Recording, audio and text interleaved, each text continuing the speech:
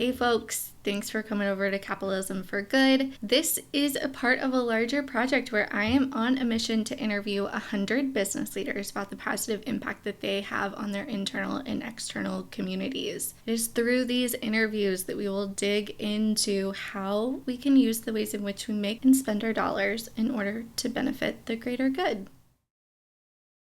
Folks, today we have another female founder, Sami Baldridge. She founded and owns an apparel company based in St. Louis, Missouri.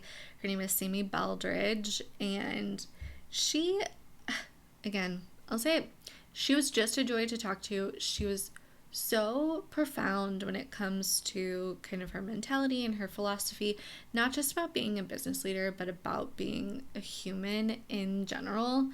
And, as much as we kind of took the conversation all over the place, talked about her apparel company, talked about how she has been able to build in these community partnerships. She has these month-long campaigns where they're partnering with a local charity or nonprofit, giving 100% of the profits to that partner. She also does partnerships with local restaurants where they do a profit split, and talks about like the logistics of how she is able to do that when they were able to incorporate those types of things. Gives advice for other business owners who might be interested in doing something similar, like into the logistics, the nitty gritty, like how do you actually make that happen?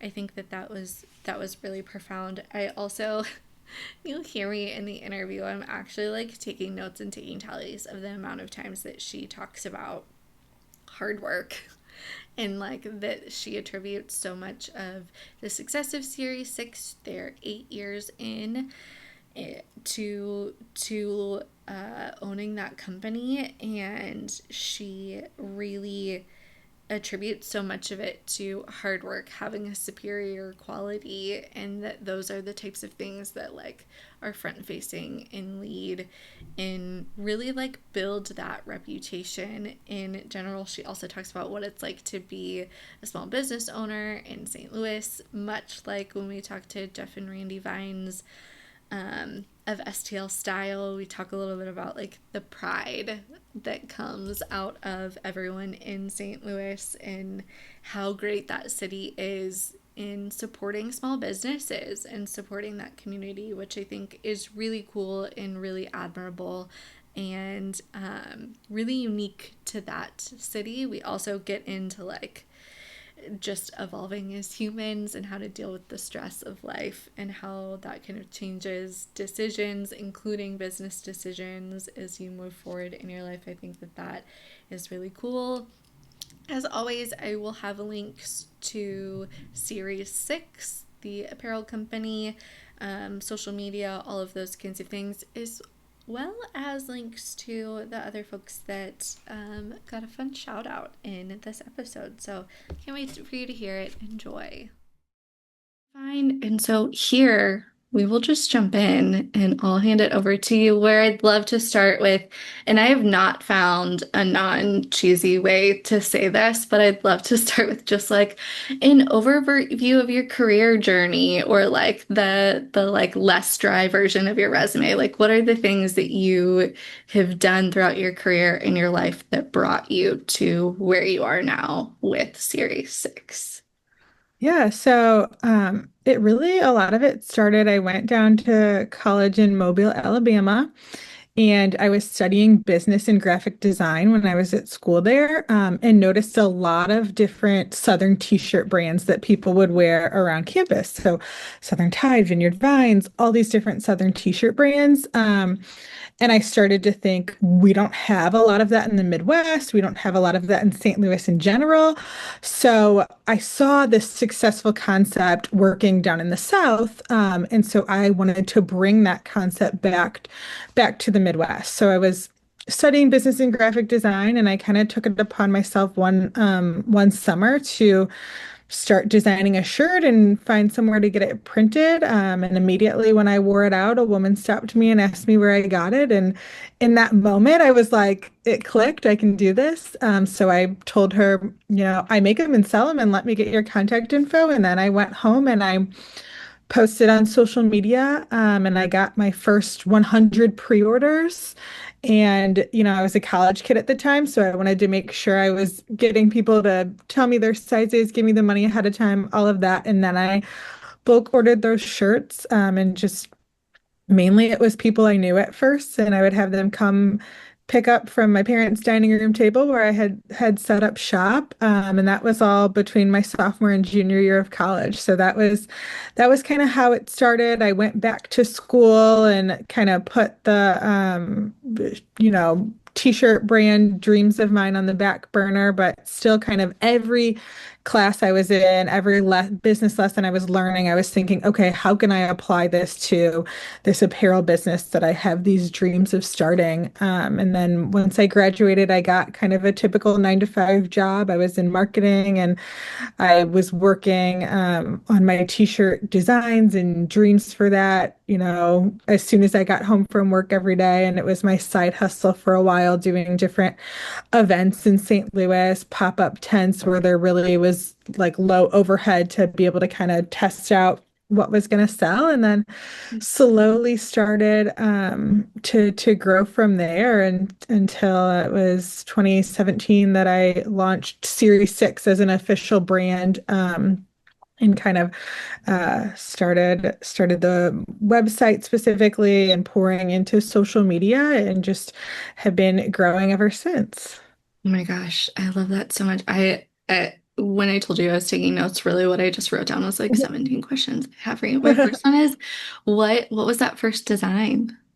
Yeah, so looking back, I mean, it's totally copyright infringement, nothing that I could do now. But at 19 years old, I had no idea what you could and couldn't do. But this is back when the chevron pattern was really popular, that like zigzag. So I incorporated that with some different St. Louis team logos that I later learned I should not be doing. But anyways, that was a learning lesson, and that was my first design. And then from there, I just kind of saw what was selling well, started to design some different stuff, got into a little boutique in St. Louis so I could kind of test out different designs and products there.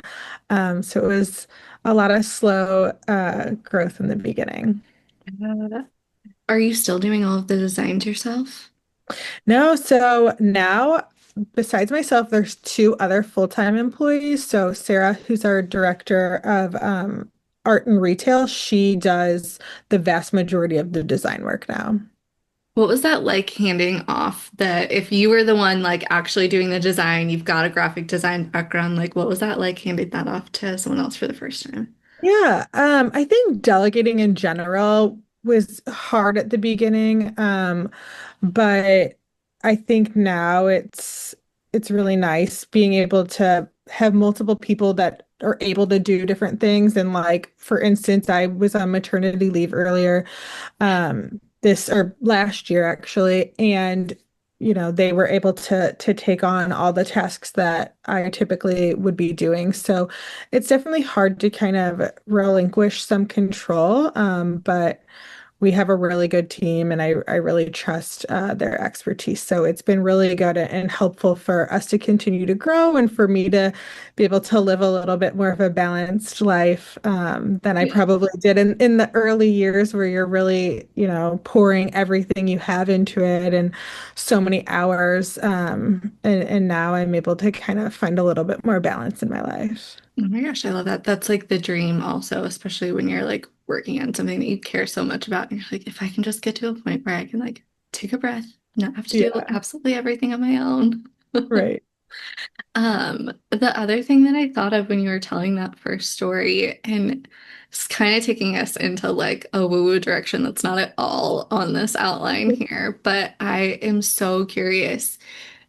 Where do you fall in this like woo-woo belief of like serendipity or all things happen for a reason? Or is it just coincidence that like you make your first t-shirt, you wear it out in public, someone stops you and says, "Where'd you get that?" Like it, yes, we're in the Midwest and people like, especially compared to I lived in Seattle for 4 or 5 years and like your neighbors don't talk to you the way like everyone's like kind Yeah. of up in your business in the Midwest. But like, so there is a little bit of just that culture, but also that's not a guarantee that a random stranger is gonna notice that and ask that and have it be something that you yourself created and were excited about. Like, Right. where do you stand on like how possible is that? Maybe is my Yeah, I question. mean it's crazy. There are so many instances like that in the beginning that just like really had to fall into place for things panning out. But at the same time I'm a firm believer in like you put good quality work content out there, it's gonna get, recognized. Like especially like talking about social media and when I talk to students and give them advice on entrepreneurship and stuff, I'm like, if you continually to put good quality content out there, whether it's, a piece of content on social media or a t-shirt that someone's just going to wear out. If it's out there enough, it'll and good enough, it'll get kind of some sort of response. But yes, it was very fortunate that I ended up running into someone who stopped me and asked about the shirt specifically. And her name is Barb, and she was my first customer, and she's still a great customer of mine. I love when she comes into the shop and she knows the story and how she was the first customer. So it's really cool to still have a connection with her as well. Oh my gosh, shout out Barb. I love that Yeah. so much. She's like also your first like marketing intern to be Yeah. your little word of mouth. And Yeah. that's amazing. I also, that makes me think, I've I've been thinking so much lately about quality over quantity or just quality of work, especially in the creative field in general. I myself am not a tech expert by any means, and in fact, kind of a 90-year-old when it comes to all things in that world.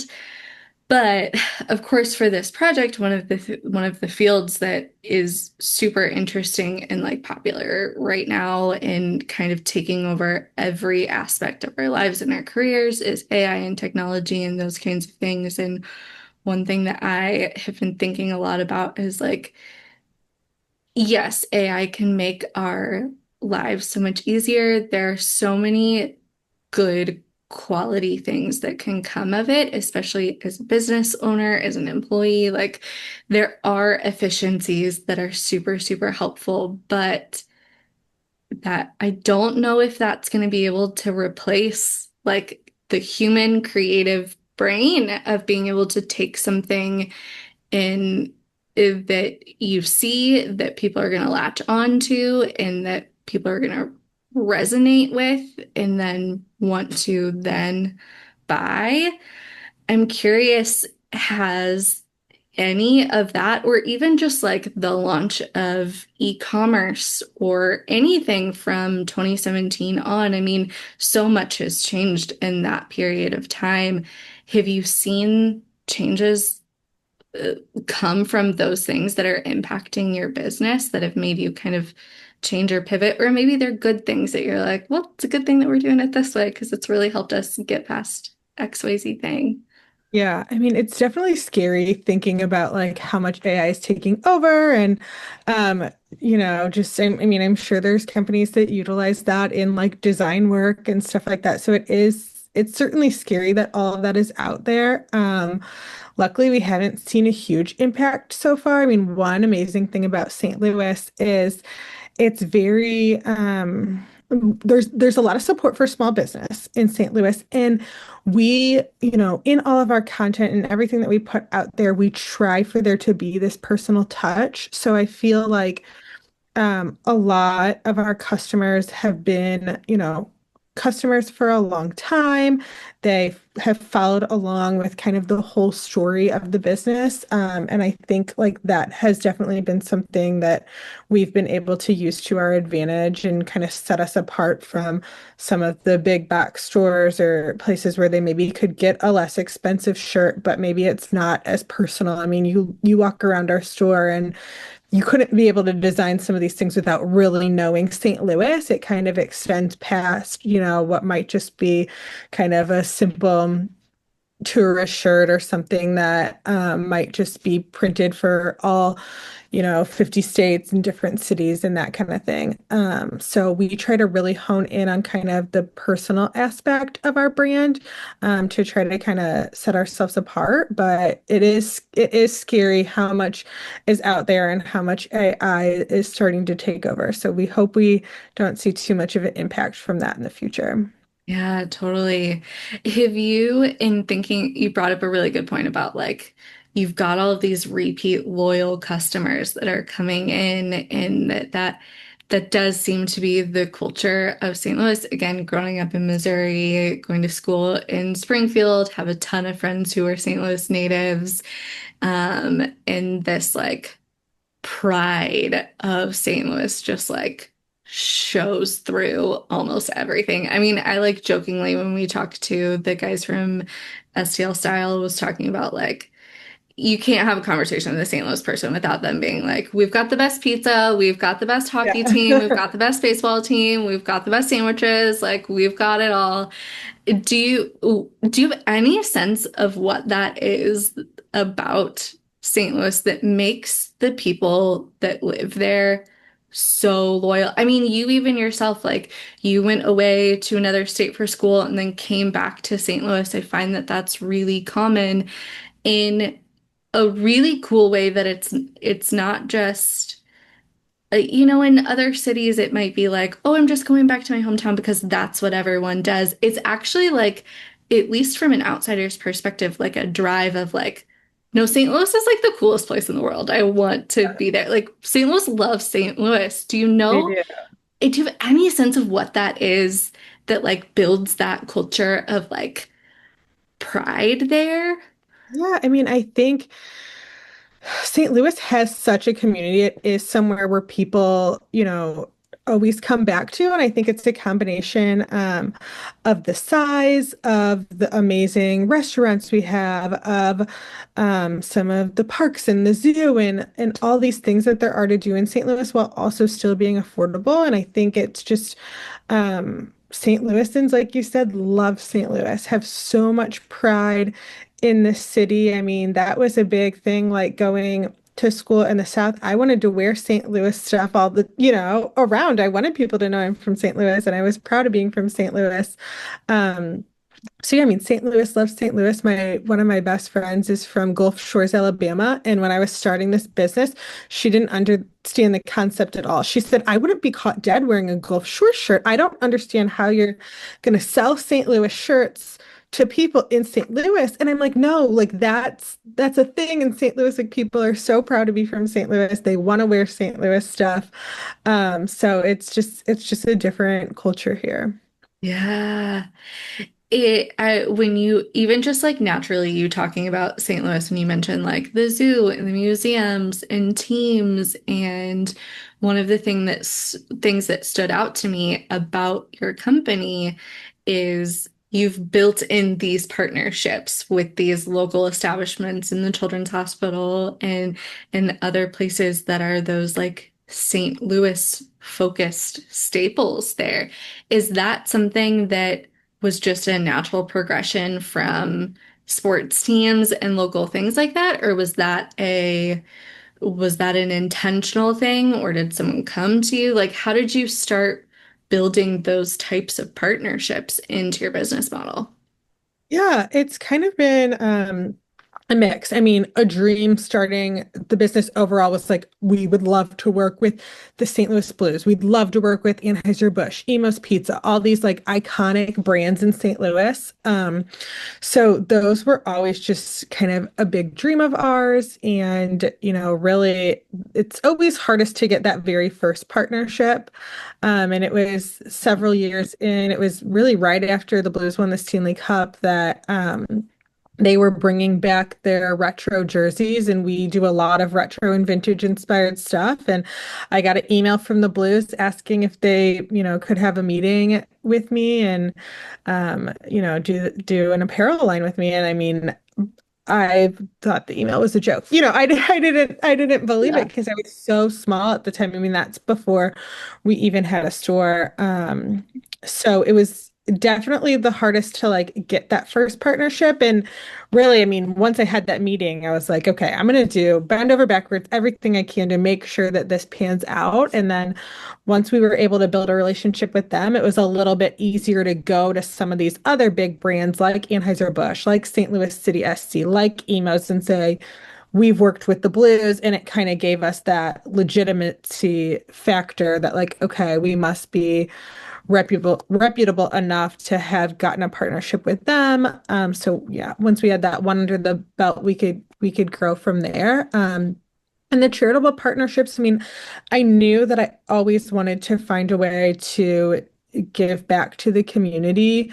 And I think it's huge when people can find ways to give back while using the talents that they have. So that's one thing that I felt like could be just a natural fit for my business to, create graphic t-shirts that celebrate different nonprofit and charitable efforts in the St. Louis area. So we started that campaign. I mean, I don't even know who the first one is. I'd have to look back at it. But we when we started that campaign, it just got a good following, and we had more and more organizations that wanted to partner with us in that capacity. And it's free for the charities that we work with, and we give 100% proceeds back. Historically, we've done kind of a month at a time where we highlight a different partner and sell shirts that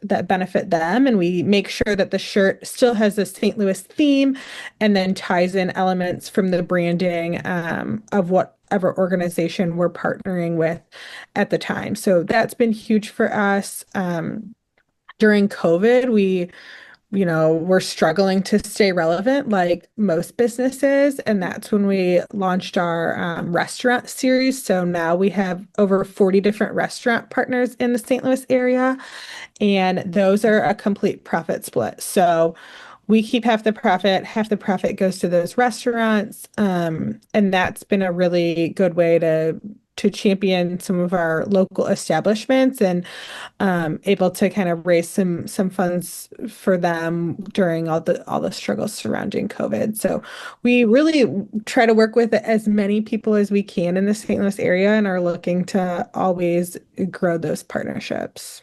Yeah, that's huge. I didn't realize about the restaurant piece that you're doing a split for the profits with them. That's huge, especially when you think of like this businesses supporting businesses mentality. I mean, that's really admirable. And I think that it's also a cool kind of comparison. I'm going to make this comparison one because I grew up in Kansas City and I believe a little bit in like the healthy competition of those two cities back and Yeah. forth. I spoke to very early on. I think he was like interview number 3 or 4 that I was doing. His name is Greg Moore. He's the president of a company called Charlie Hustle. It's also like a Kansas City focused, Kansas City based brand, and they partner with charities and other local restaurants and companies around the city. Kind of like you, they do typically t-shirts, kind of like a month at a time.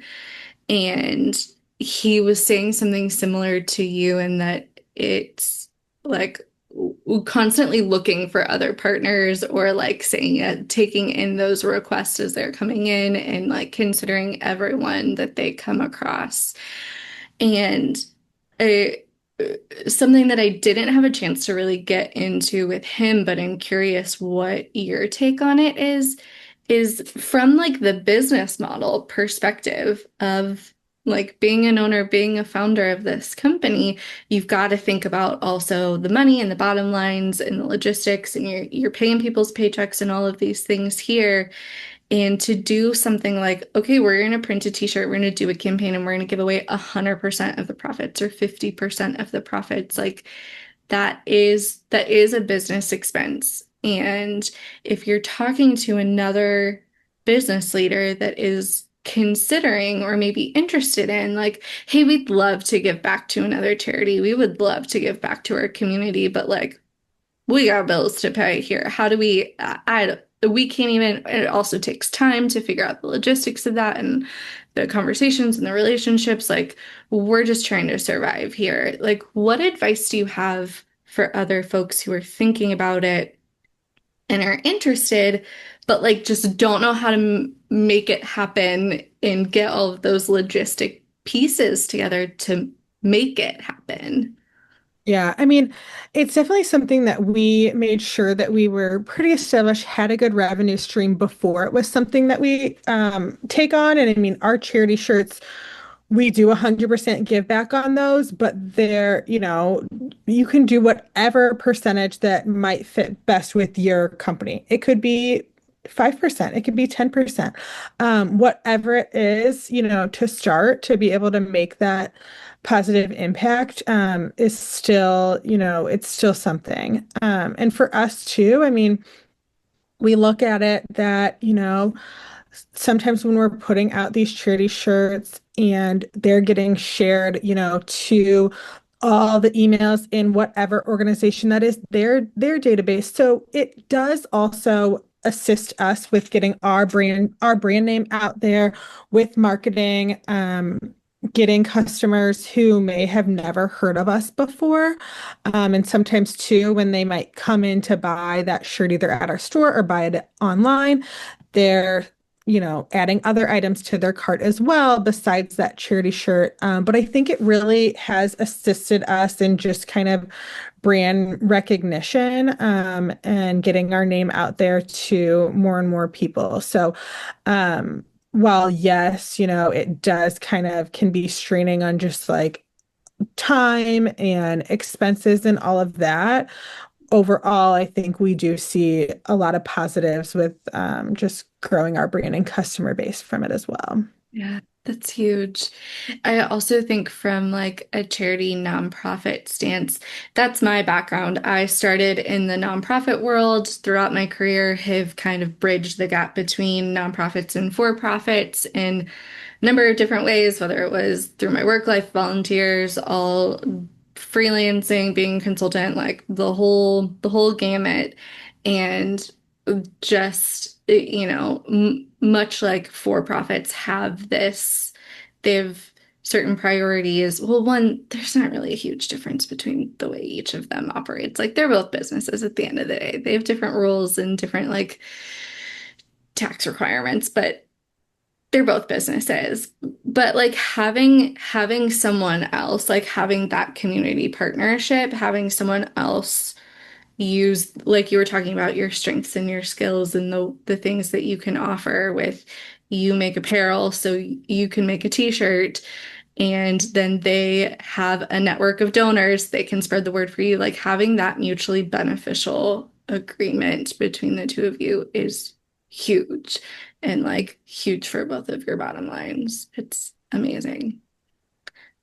I also think that it's huge when it comes to your reputation, like your reputation as a company and as a business that is out there, again, trying to survive and stay relevant and like be in the mix of things all of the time.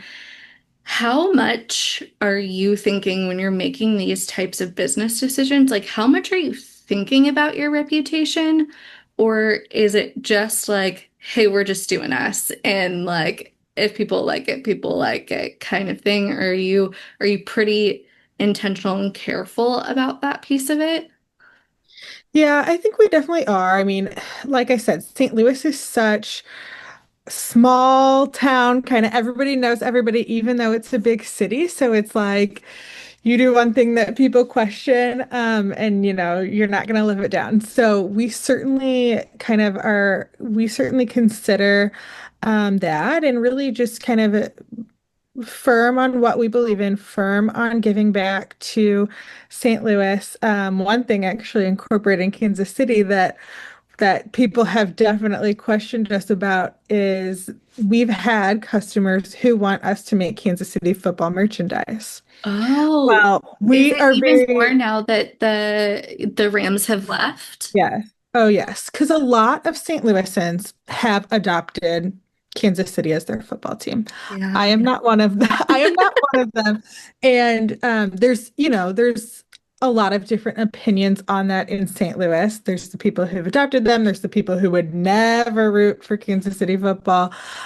So we've had a lot of people request that we make Kansas City football merchandise, and we've been pretty adamant on like, that's not us. That's not who we are. We make St. Louis apparel.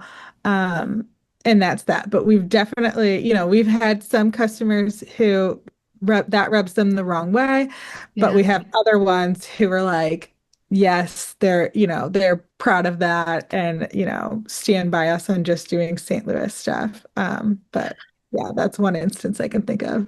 That's such an interesting Yeah. example also. And I can see that being a Yes. controversial thing.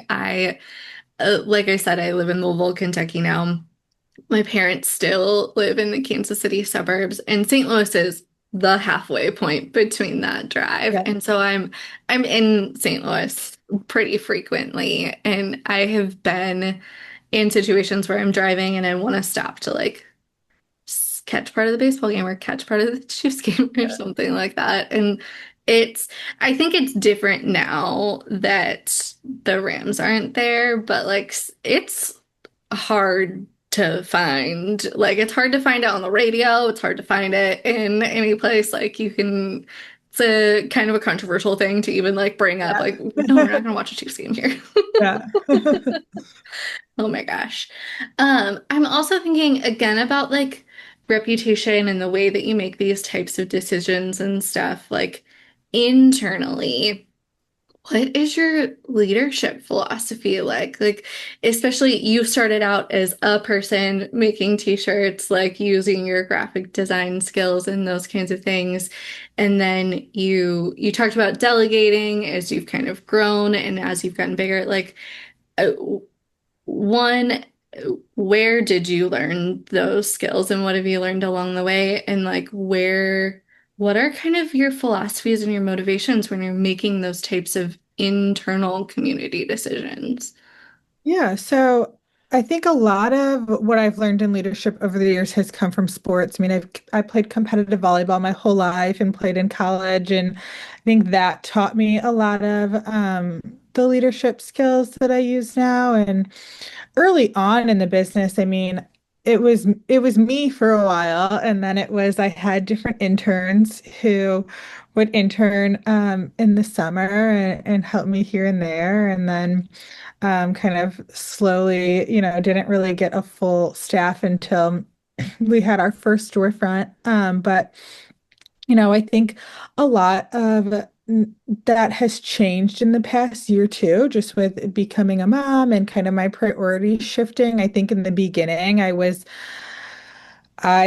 you know, woke up and started thinking about Series 6 and growing the business from the moment I woke up to the moment I went to bed, and would definitely stress more about every little thing, every little decision. And that has really changed. My priorities have shifted since then. So I think now, I mean, I kind of am a firm believer in our team, the three of us full-time employees, really kind of taking on all the decisions together. There's no big decision that I would make without them. We kind of talk through our ideas and how we want to approach different partnerships, collections, all of that together for every big thing that we do. And I think just continuing to make sure that they have the tools needed to tackle any problem that could come their way, anything that could come up or needed from some of our large partners, especially during that time last year where I was out and not around and they had to make those calls themselves. So really just making sure everybody feels valued and all decisions are being made as a team. I don't necessarily feel like I'm the one in charge always. I feel like we are kind of a collective group, in it all together. Yeah. I it was struck by when you were talking about like the stress of decisions and that like evolution between, waking up in the morning and probably also when you're going to sleep at night, you're probably still thinking of things like, oh, I gotta remember to do this, or what if we did this, or, it just kind of like permeates your entire world and it does feel stressful and being able to get to a point where you're able to let go of some of those things and delegate, take some time away for your family, do whatever else needs to do, or even just like the natural reduction of stress there. Do you have any sense of whether or like where on the spectrum it falls of like, is that this stage of business that you are, what is this, 8 years in now to having Series 6 and like being established and getting to that point? Is it just kind of a natural like maturity and age and like, all right, not everything is a huge deal. We've learned to go deal with the bumps along the road or something else kind of completely different? Yeah, I think it's a mix. I mean, I think a lot of it has to do with experience. I mean, we've been doing this for, yeah, 8 years now, and it's like we kind of know our seasons. We know the times of the year when it's slower and when it tends to pick back up, and we know that there are things out of our control, like we can't control if the baseball team is going to be making the playoffs or if they're going to be the worst team in the league. Those are things that obviously impact revenue, but they're kind of out of our control. But we've been lucky enough to build up a good following over the years that we don't have to stress the small stuff. Right now we're in a really good place with the business, and we moved to a new location a little over a year ago, which has been a really good change for us. So I think it's kind of a mix too, and just priorities shifting and knowing at the end of the day that the exact number of t-shirts we sell today is not the most important thing, where there were times in my life earlier on with the business that that was something that I was stressed about a lot more. Yeah. I also, you brought up a good point about like that tie-in with sports and that like if you're selling something that's sports branded, the success of the team is also kind of tied into how you're doing. But then also, like you yourself have a sports mentality. Same thing here. I grew up playing sports, was also a volleyball player, have was a ref of sports. I'm a big sports fan myself. And so I've always kind of looked at everything through that lens, including work stuff. I kind of jokingly make these comparisons that like the general manager of your sports team is very much like your regional manager of your of your company and comparing your coaches to your CEOs and like your quarterbacks to like your team lead, like whatever, all of these other Right. cheesy things. But I also wonder if part of that mentality that you have that's been able to like reduce some of the stress or like not really focus on how many t-shirts you sold that day. Is part of that also a sports mentality of like, there's going to be other games. You are not going to be able to win them all. And some days you're going to face a better team. And some days it's just not going to be your day. And you're just going to have to learn from it and focus on the next one. Like, do you think that that is part of like the DNA of any of your decisions?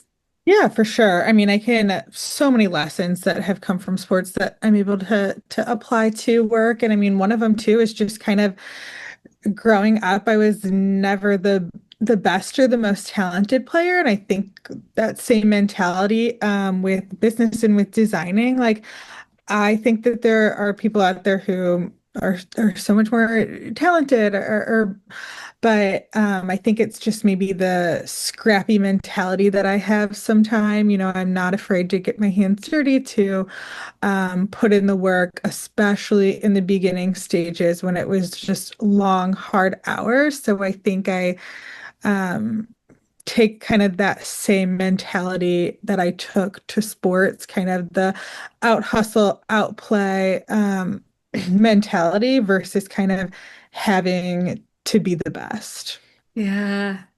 I love that so much. And I was like, first of all, I'm taking the little tallies of the amount of times that you talk about like it's just hard work and like you just have Yeah, to use that scrappy mentality and kind of yeah, get through. I think that there's so much to that that you can have all of the luck in the world going back to us talking about like the serendipity or the coincidence of, Barb seeing you for the first time, but yeah. it's also like you got to put in the work for her to see and recognize at the Right. beginning. I just think that is just so key.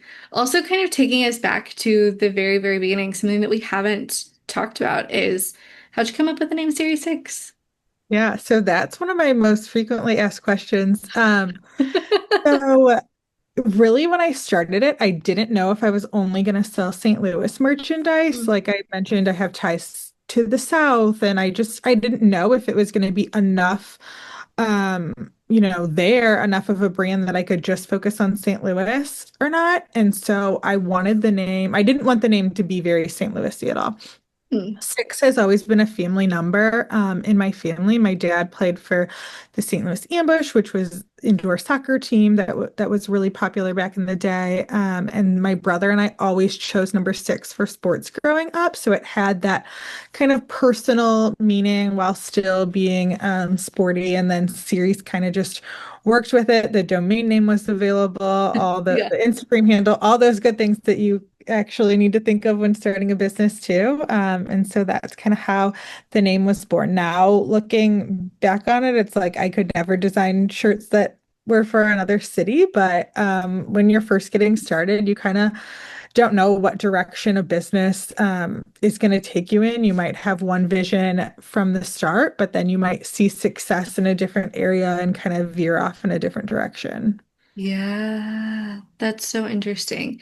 And also kind of made something click in my head about like why hard work is probably a part of your DNA. I imagine that you grew up like watching your dad be an example of that, and probably like other folks in just kind of thinking about the lens of like who made you who you are and how you got to be the person that you are, how, like, what do you credit any of those kinds of things? Like, who were your mentors? Who were the folks that you were looking up to that kind of gave you the courage and the confidence? I imagine that you said that you were working another job, you were working in marketing before like fully launching here. Like that's a risk to take to be able to be like, I'm going to leave the stability of that job and I'm going to do this thing on my own. Like, how did you do that? Yeah. So very fortunate that my parents really supported this decision for me. Looking back, I'm like, how were you guys never like, wait, you're gonna quit your job to sell t-shirts like in events under a tent kind of thing? I mean, but they never, if they maybe had those doubts between themselves, they never shared them with me. They always shared the utmost confidence in what I was doing and helped me along the way. They were right there next to me, helping sell the shirts under the tents. early on. So they really gave me that confidence. And then my grandpa was huge. He was an entrepreneur. And when I was in college, I went into college just studying graphic design, and I was taking business classes just as my minor. And he pulled me aside, and I was telling him, that I enjoyed my business classes. And he pulled me aside and said, "You need to major in business. You need to own your own business. Not everybody has what it takes, but you do. You do, and you need to own your own business." And so, I mean, he was a successful entrepreneur himself. And so those words held a lot of weight for me and really kind of got me thinking, okay, maybe I do need to do this. Maybe this is a direction I need to go in. And maybe this passion for design could be used more as a entrepreneur, business owner, versus, in a different way. So he made a big impact on me early on in that decision. Shout out Grandpa. That's amazing. Also amazing that he saw that in you at an early age and was like, "Hey, get together, make sure that you're getting that business education that's going Yes, to serve you well later." yes. That's huge. Okay, now flipping around from the past and when you got started into kind of in the future, like where are your visions? And this is kind of dealer's choice. You can talk about Series 6, you can talk about like you yourself as Sammy the human, or maybe they're intertwined. Like what are your next kind of goals? What are you thinking in the future? Yeah, so I think right now I'm still trying to fully get a grasp on balancing being a mom and owning a business. So that's definitely taking some getting used to, and figuring out, how those things work together. But that is really the next big thing to kind of feel more confident in my ability to do both of those at one time. And then from there, I mean, really just continue to work with as many businesses as we can in St. Louis, grow some of the already strong partnerships that we have, see how we can continue to grow and expand those, and then see what other partnerships we can obtain in the future and continue to lay down roots in our community. Like I mentioned, we've only been in this new space a little over a year, so really continue to grow in the space that we're in now. That reminds me of I talked to another female founder. Her name is Kate Asseroff, and she owns, do you know the hair care company called Dip? I've heard of it, yes. Yeah, plastic free, sustainable. But she was so funny when you talk to her. She was like, the plastic isn't like a side part. Like it's a really good product, and that's what I'm really proud of. And I want it to be like, no duh, of course it's plastic free. Like I want to normalize that piece of it. But I was talking to her, I asked her kind of a similar question about like what's next for Dippin' for you. And she had a little bit of a similar answer to you that I just find so cool. And she was like, I'm really happy with the way things are. Like, of course, there's always things to improve and things to go. But she was like, being able to have this business that I'm really proud of allows me the balance to be able to like spend the time with my family that I really truly want to and Right. care about. And she can live the other parts of her life. And I think that that is such a profound point that there can be so much pressure on us as people, as us as women, as us as business owners to be able to be like, do more, grow more, pull in more money, pull in more revenue, expand, like do all of these things to take over. But also there are other parts of life. Like Right. there are humans that are behind these businesses. And I think that that is such a cool mentality. Did you always kind of have that desire for a balance, or do you think this transition into becoming a mom was like a turning point for you? Yeah, I mean, I think every year of owning the business, I've gotten a little bit better at it. Every year, I feel like that's my goal into the next year is more balance, more balance, more balance. And every year I get a little bit better at it. And yeah, I mean, I think there's something to be said about I am really happy with where things are at now and the flexibility that this job is able to give me with my family and all of that. And growth in general of a business, there's concern of can you, can you, what you have created already, can that withstand growth? Or then are you going to sacrifice the quality, the personal touch, all these other things? Like, I know we can run one storefront really, really well, really, really efficiently and not sacrifice all those things. I'm not confident that we could do that with multiple storefronts and not sacrifice some of what we're known for, which is putting out quality products and getting things out quickly and all of these other aspects that go into our business. We'd rather be a little bit more of a destination, one location, this is where you can get it, versus kind of trying to expand and potentially sacrifice some of that other stuff that we're known for. Yeah. That's such a like admirable, again, I'm going to use the word profound, but like, mentality. And I think that it is really cool. And I think that that's going to resonate with a lot of folks as well. I know that it resonates with me. It's something that I think of often. I am a little over a year into starting my own business and like going off from that, leaving that stability. And like, I think about that a lot of like, it's not sustainable to be able to always be focused on certain parts and like you've got to be able to have that kind of balance. And I think that that is really admirable, and I just like thank you for being an example of that. I think that that is really cool. And it didn't really mean for that to be a segue, but that is kind of a natural segue for me into my last question that I have for absolutely everyone is who is another business or leader that you see out there in the world that's doing things the right way? And it could be anyone from a boss, a mentor, a client of yours, someone that you're a customer of, absolutely anyone that you think deserves a shout out. Yeah, so I think specifically in the St. Louis area, there are so many businesses who are doing so much good. One that I think of off the top of my head is Olive and Oak, which is one of the most beloved restaurants in the St. Louis area. They're located in Webster Groves, which is where I happen to live.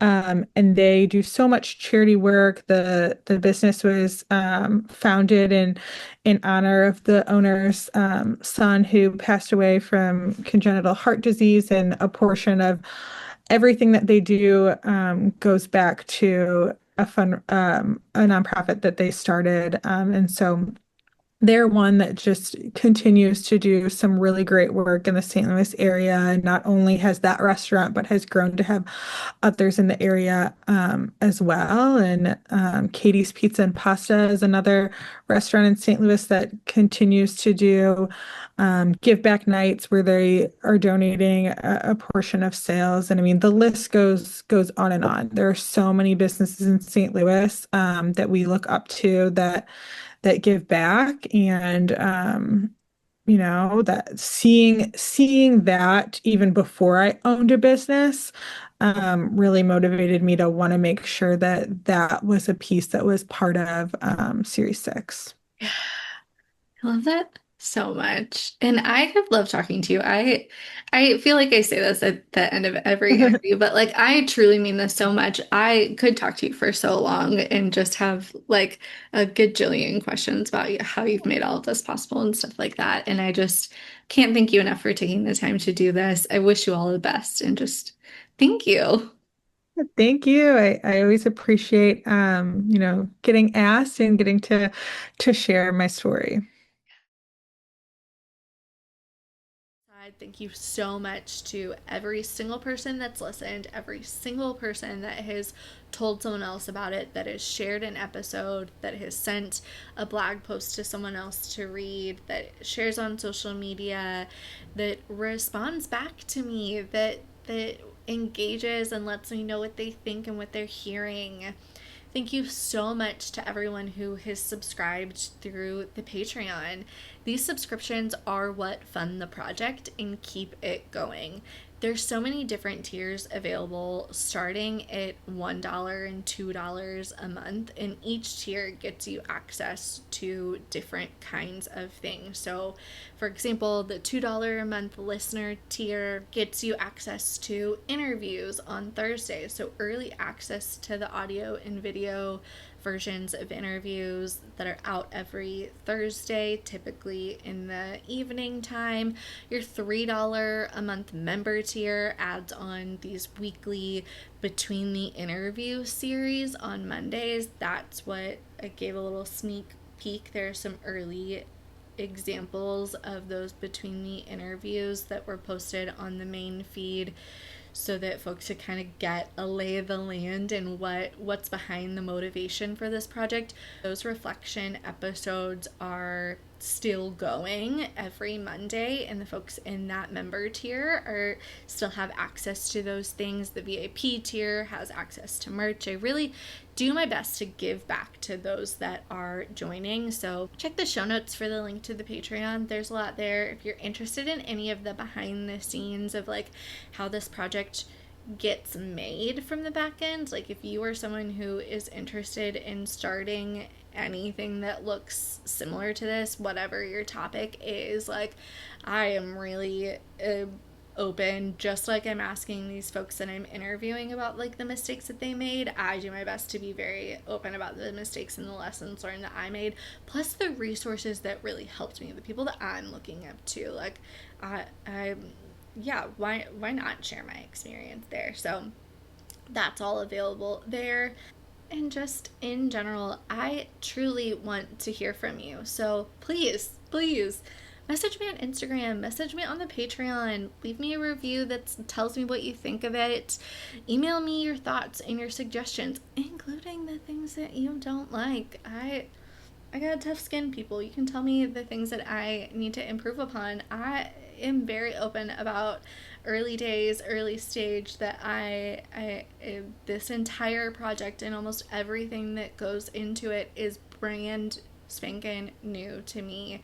And I am learning, not just from these leaders that I'm interviewing, but I'm learning about the technical side of things. I'm learning about social media. I'm learning about advertising. Like, I'm learning about all of these types of things, and I am happy to share what I have learned as well. And so I want your feedback. I want the things that I'm not talking about that you want to hear about that is within this Capitalism for Good space. So reach out to me. I want to hear from you. I truly do. Send me your thoughts and I'll do your research. Like I said, I really am listening and kind of creeping to see where people are coming from, where you're located, what your interests are.